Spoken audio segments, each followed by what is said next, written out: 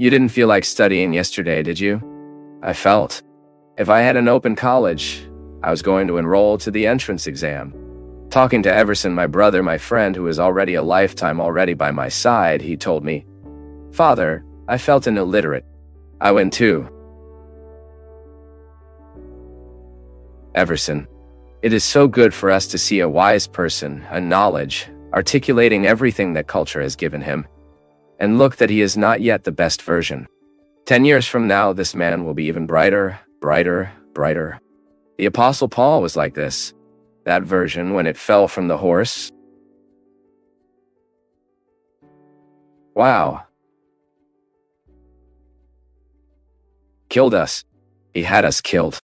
Look at Paul's latest version. This is what comes to us. A brilliant man who managed to understand human freedom, who understood God. Inherent in man. The man inherent in the God. When I look, I'm not yet the latest version I can. I have so much to look inside me. So for that, I need to look well with the people I let me influence. You know, this is serious. If I insist on a feudal ambience, I forget. I won't grow up. Now, if I surround myself with situations and people who will help me advance. 5 people? There is the average, right? Saying that study that we are the average of the 5 people we live most. If we live with people who influence us negatively, we will making it like them. Yeah, who are your 5 people? I remember that scene of the movie Titanic, when those women were on the boat, in the boat, which was supposed to have many more people. And they chose to go early, dropping people back, because they were afraid that that boot stayed full. The character, which I don't remember the name of the actress, who has a very striking presence in the movie, she says that while she saw the ship sinking, and that boat still with space for people, and they have not come back because some people who were in boot would like to go back to get more people. But most did not want to. So, she has a scene in the movie. I don't remember exactly the phrase she says, but she refers to a forgiveness that never came to her because she didn't come back to seek those who still needed her. A forgiveness that never arrived. Let's say this woman confessed that this was real within that context of wreck, because the wreck was real. But let's say that there, when someone inside that boat, which would fit 20 people, 30 people, have if it feels uncomfortable with the attitude of not coming back to seek. He told this to a priest and was acquitted by sin. But the forgiveness of God is received. But it has a human dimension of this forgiveness. He knows. It is as if I became deprived of an unfolding of that forgiveness received, because the human being ultimately will always want this personal consistency. This is a fruit of conversion in us. You can observe. The more you dive into God, the more honest your faith process is, the greater your desire to have personal coherence. The coherence it gives connects to our life. When you realize that you are sown inside, you are aligned with a conviction, and that your attitudes are aligned with this conviction. Do we need to forgive each other every day? It is amazing how we need to forgive us every holy day. For what we couldn't, for what we didn't achieve. I spoke here at the beginning, right? I may well break my diet, which is a simple purpose in my life. The end of the day comes. Consciousness is just like a chombo. It's not like this. And I need to reconcile. Because if I don't reconcile, I sculpt in my diet. I relativize. I already ate that candy. And so, that the enemy is finding loopholes in our personality. Sometimes we find people who are taken by the devilish because of the breaches that these people were opening in their lives so that the devilish grow. This happens to us, my people, through very simple things. When we relativize a value for us, it is a value that is a preciousness to me. If we relativize It causes a state of inconsistency. And this inconsistency is unmistaking us. An inconsistent person is an unfortunate person, yes. Inconcentration generates unhappiness. So when I seek this forgiveness of God and naturally do something, what? My sin is also forgiven by me. God always forgives. God always forgives. We believe in divine mercy, which behaves justice, of course. But this mercy is not denied to anyone. There is no sin in this life that cannot be forgiven, provided that the human heart is willing to restart. That God cannot do the work alone. And that is why the sacrament of penance has the power to transform a life when taken seriously. When you tell the priest your sins, your mistakes, you get from it to acquittal. And when you leave with the desire to reconcile with you and others, the experience is complete. She covered all the dimensions of her life. If it was only in the transcendental dimension, if it's just a vertex, if it's just me and God, if the horizon line, I with me, with my brothers, with the people who participate in my life, is very likely that you feel incoherent. So my daughter, this forgiveness received 10 years ago, if he has not developed in you a personal reconciliation with your mistake, God has already acquitted you for the mystery of the sacrament. But you have not yet lived the grace of this acquittal. Because one thing is to be acquitted, another thing is that we experience the grace we receive at that moment. God forgives me. I get the grace. But now experiencing grace in my life is something else. Because God does not treat us with immaturity. It will always be a task to be done. It is so interesting for us to realize this, that God's salvation is free. But there is always a task we need to perform. It is the most positive dimension of the religious process in us. When you realize that your mystical experience historically compromises you and puts you in the need to make decisions, to make attitude, because otherwise this conversion cannot really transform us, this conversion to yes, no. This religion cannot actually transform us if there is no historical unfolding of what we have received mystically. But it's a very wide context, isn't it? Forgiveness will always be a challenge for all of us.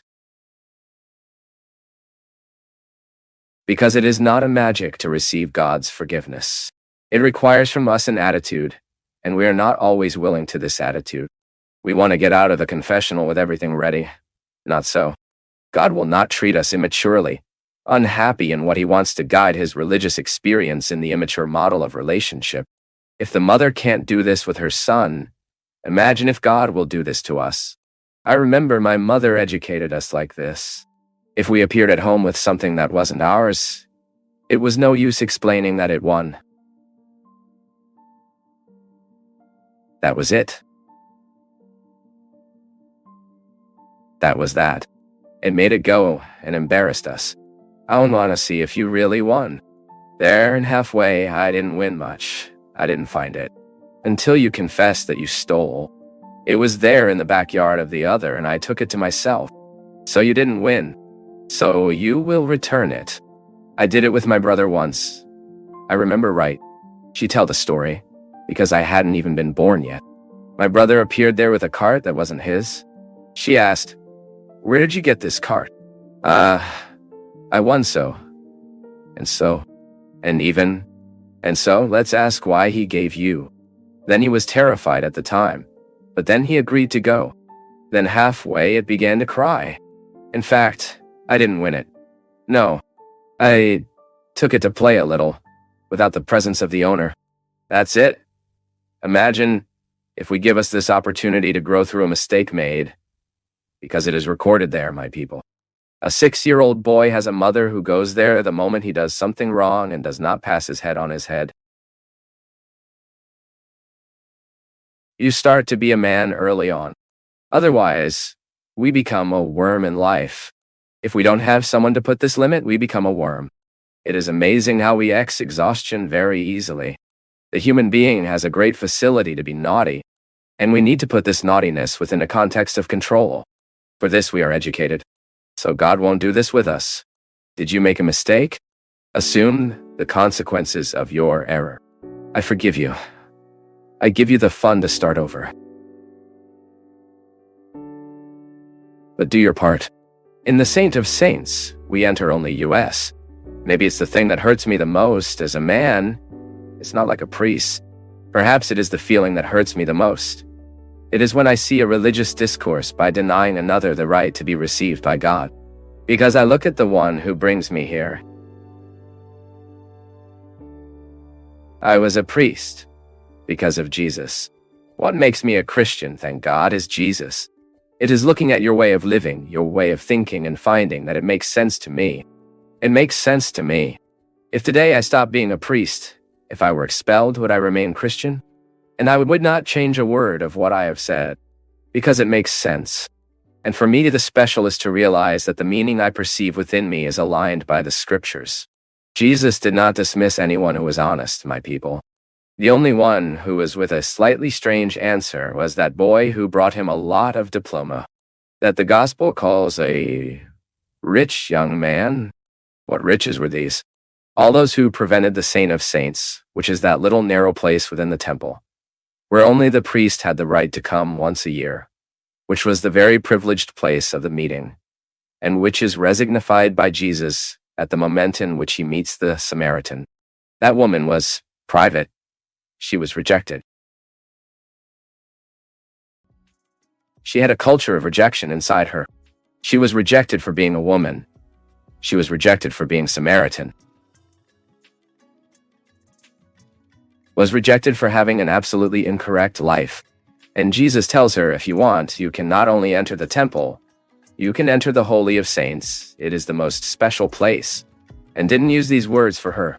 But you deduced that what he was suggesting to her was that, get rid of the rejections that others put inside you. Get rid of cultural rejections. Get rid of religious rejections. All that was a dishonest discourse, which did not understand who you were. Because it was done from a man or a woman who also did not understand who they were. Be honest when evangelizing someone, when evangelizing your children. Be honest. Look. And also find these rejections that are so rooted inside you. Yes, all of us here, somehow, was put to us such a mistaken understanding. God has difficulty with you, see? That's why, therefore, for that. But I'm telling you that because I love you. Oh, there. It is the last in line he chooses. You look at the apostles, the disciples Jesus wanted with him. I would not choose any of them. Then you, at some point in your life, feel less Christian for that. Why do you have difficulty feeling love? Because the result of your isn't life satisfactory? Isn't it enough for you to feel that God can have an affection for you? We are making a mistake. Somewhere we are wrong, terribly. Because if we tease this in people, if we are putting an indisposition between them and God, somehow we are missing the construction of this word, in the construction of this discourse. I don't know what's left of you. I don't know how old you are Christianity. I don't know how many people looked with contempt for you for the mistakes you had made or the wrong choices you made. I don't know. What I know is that if you do not put this rejection under command, you will be deprived of knowing how much God loves you. He exchanges kingdoms. The word says that. Exchange kingdom. Dismisses with all wealth to stay with you. I do not have the right to change a line of this gospel. So if I'm wrong, I'd prefer to make mistakes alongside those who are rejected today. If I'm wrong in my convictions that were given to me for my experience with Jesus, I don't mind being convicted later. Because this condemnation in life, I do not want to live. Know that in the name of God, I despised someone. Know that in the name of God, I made the life of a person worse. Then it's over. This condemnation in life, my people, I am aware that I do not want to live. I say again, I am not a man conniving with sin. At no point in my life will you see me conniving with the diabolical structures that surround us, that kill our children, with the increasingly diabolical and socialized mentalities.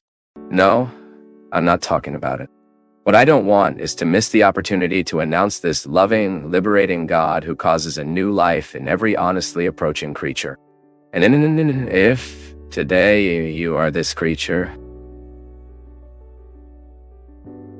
for that I came here. You can be sure that I am a man of many mistakes, of many defects, but I do not lose sight of the love God has for me. I am not accommodated in my sins, nor do I want to accommodate in them. I have already committed many, but I do not reject anything I did in this life, because that's exactly what I did in my life, right and wrong, that brought me here today, and that... So you pray. I want this best version, guys. I don't want to die without downloading everything I can. You know, when I know God put a human being inside me, I want to make him come out. Yesterday, when the teacher spoke, I said, "My God, how we are ignorant." Right.